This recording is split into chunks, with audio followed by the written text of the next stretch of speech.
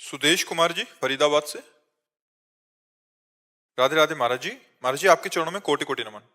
महाराज जी मैं आध्यात्मिक मार्ग में पिछले 40 वर्ष से लगा हुआ हूँ। लगभग 50 वर्ष तक गीता का प्रचार किया मैंने।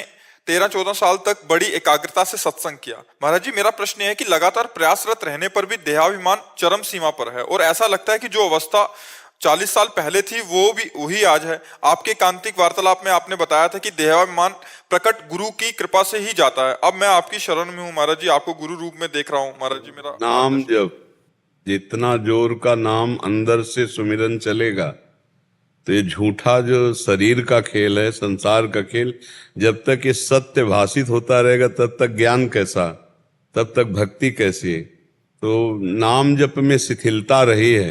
देखो हम आपको बताएं, गीता जी कंठस्थ कर लेना और गीता जी का प्रचार करना ये दो बातें अलग हैं। और गीता जी को पीना, आचरण में उतारना, वैसे चलना, ये बात अलग है। देहाध्यास का नाश गीता जी के पीने से होगा। गीता अमृत का पान करोगे तो पान करना बड़ा कठिन है। दूसरे को उपदेश दे देना सरल है, कंठस्थ करके सुना देना सरल है, लेकिन आचरण में उतारना बहुत कठिन है। अगर हम एक श्लोक उतार लें तो भगवत प्राप्ति हो जाए। भगवान कह रहे हैं, अनन्य चेता सततम यो माम स्मरति नित्य सा तस्याहम सुलभा पार्थ नित्य युक्त योगिना। अब इतना समय हो गया 40 वर्ष और आपका खुद का अनुभव कह रहा है कि देहाभिमान गलित नहीं हुआ। तो पूज्यपाद उड़िया बाबा जी ने कहा, जिसका देहाभिमान गलित नहीं हुआ उसे अध्यात्म में अभी वो बात नहीं मिली जिसके मिलने के बाद कुछ मिलना बाकी नहीं रहता। क्योंकि देहाभिमान जितना गलित होता है उतना ही भक्ति का रंग प्रकाशित होता है। देह भाव ही तो जन्म मरण का हेतु है। तो देह ने हमें थोड़ी पकड़ रखा है, हमने देह को पकड़ रखा है।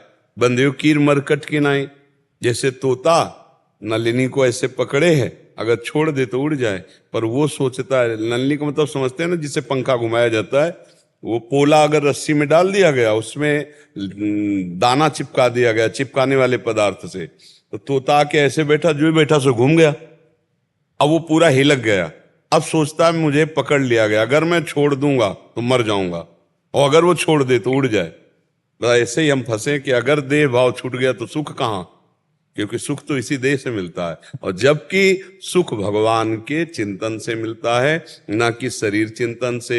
सुख मिलता है जो हमारी शरीर की स्मृति भूल जाए भगवान की स्मृति में। जैसे आप दिन भर कुछ भी खाते पीते क्रिया करते रहो, लेकिन आपको जो सुखानुभूति नींद में मिलेगी वो किसी में नहीं मिलेगी। अगर नींद ना आवे तो सब कुछ खान पान होते हुए भी आप विक्षिप्त हो जाओगे। 2 दिन 3 दिन 4 दिन नींद ना आवे तो आप देखो कैसा। तो नींद का सुख सर्वोपरि वहां हुआ कि नहीं, हर सुख। तो नींद में सुख क्या है, संसार को भूल जाना।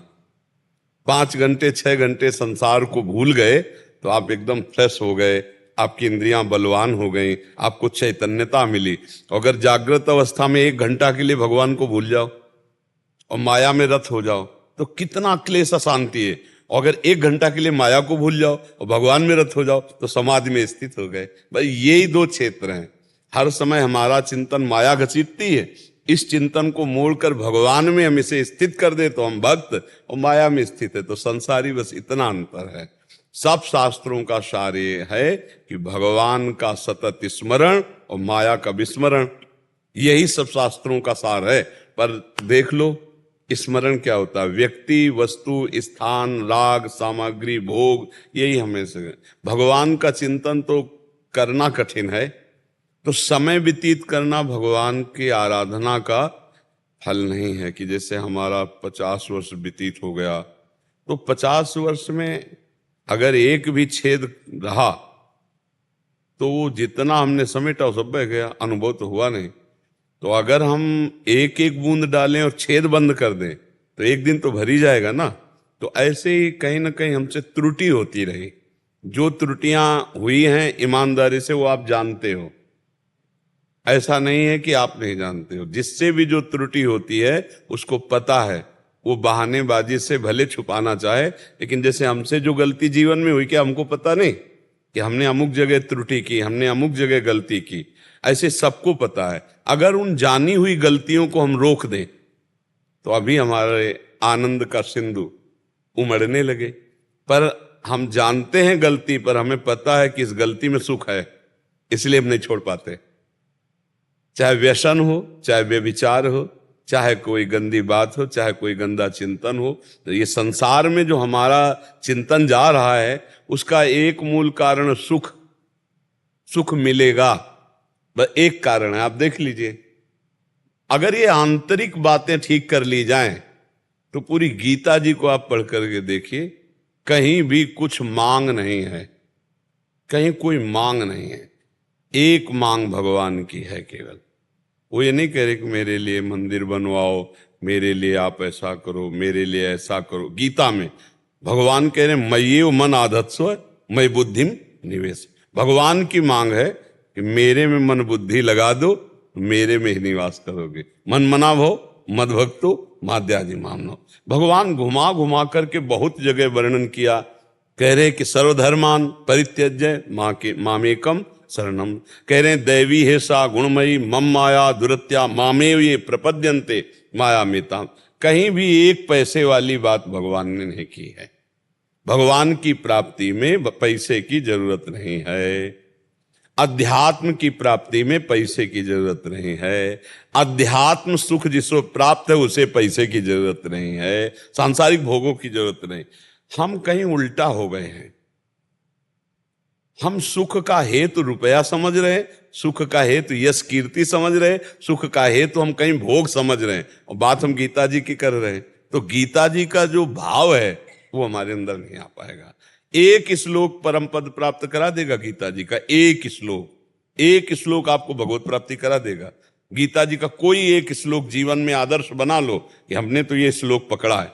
जैसे जब हम बाल्यावस्था से चले तो समस्याएं होती है ना संसार में। अब जैसे गंगा किनारे घूम रहे, कब भोजन मिला ना मिला, संसार का तो बड़ा विचित्र स्वरूप। तो ये 2 श्लोक हमने जीवन में रखे।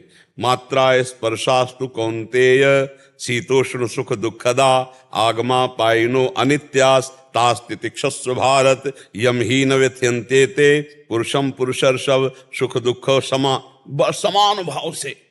हमने जीवन में 2 श्लोक रखे कि जो किसी भी तरह से किसी भी दुख में व्यथित नहीं होता। यम ही न व्यथ्यन्ते ते पुरुषम पुरुषर्षभ सम दुखा सुखाधीरम स्वमृतत्वाय कलमते। वो धैर्यवान पुरुष जो सुख दुख में समान भाव रखता है, अमृत पद का अधिकारी होता है। हे अर्जुन, ये दुख सुख आने जाने वाले हैं, ये अनुकूलता प्रतिकूलता आने जाने वाली है, इनको सह जाओ। सह जाने से तुम महान बन जाओगे।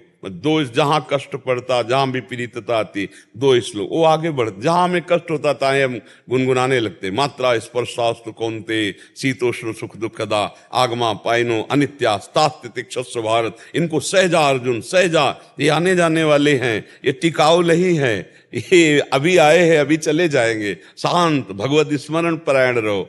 तो हमें लगता है हमारी जो त्रुटियां हैं उनको हम जानते हैं, जो जानने में आने वाली त्रुटियां हैं उनको त्याग दें तो गीता भागवत संतों का उपदेश हमारे हृदय में प्रकाशित हो जाए। जो अगर त्रुटियां बनी रहें तो जैसे हम छेद वाले पात्र में गाय दुहें तो वो दूध सब बाहर ही निकल जाएगा, अंतर में हमें पुष्टता प्रदान करने वाला नहीं बन पाएगा। इसलिए हम खुद सावधान हो। देखो, संत महात्मा शास्त्र उद्धार करने का उपाय बताएंगे, लेकिन चलना आपको होगा। आप ना चलो तो कोई आपका उद्धार नहीं कर सकता। तो अब तक जो गलती हुई उनको देख लो आप, और उनको हटा के एक शब्द में आप आ जाओ, निरंतर नाम जप। क्योंकि अब अवस्था भी वृद्धा। निरंतर नाम जप, तो आखिरी श्वास जो भी होगी उसमें नाम चल रहा है तो भगवत प्राप्ति पक्की। जैसे हमारा अभी बोला राधा हमारे प्राण निकल गए तो हमें भगवत प्राप्ति पक्की। ये पक्का समझ लो। आखिरी श्वास जब हमारी भी होगी, अगर हम निरंतर अभ्यास कर रहे हैं नाम का, तो नाम चल रहा होगा तो हमें भगवत प्राप्ति हो जाएगी। देहाभिमान रहे और चाहे देहाभिमान चला जाए, अब हमसे इससे मतलब नहीं। अब हमको एक बात पकड़नी है कि नाम ना छूटे, और जहां नाम में स्मृति रही तो देह भाव पहले अब खत्म हो जाएगा। देह का चिंतन होना ही देह भाव को पुष्ट करना है, और भगवत चिंतन होना ही देह भाव को नष्ट करना है। तो अब आप चिंतन पर ध्यान दीजिए। निरंतर जो नाम प्रिय हो आपको, उस नाम को निरंतर जपिए।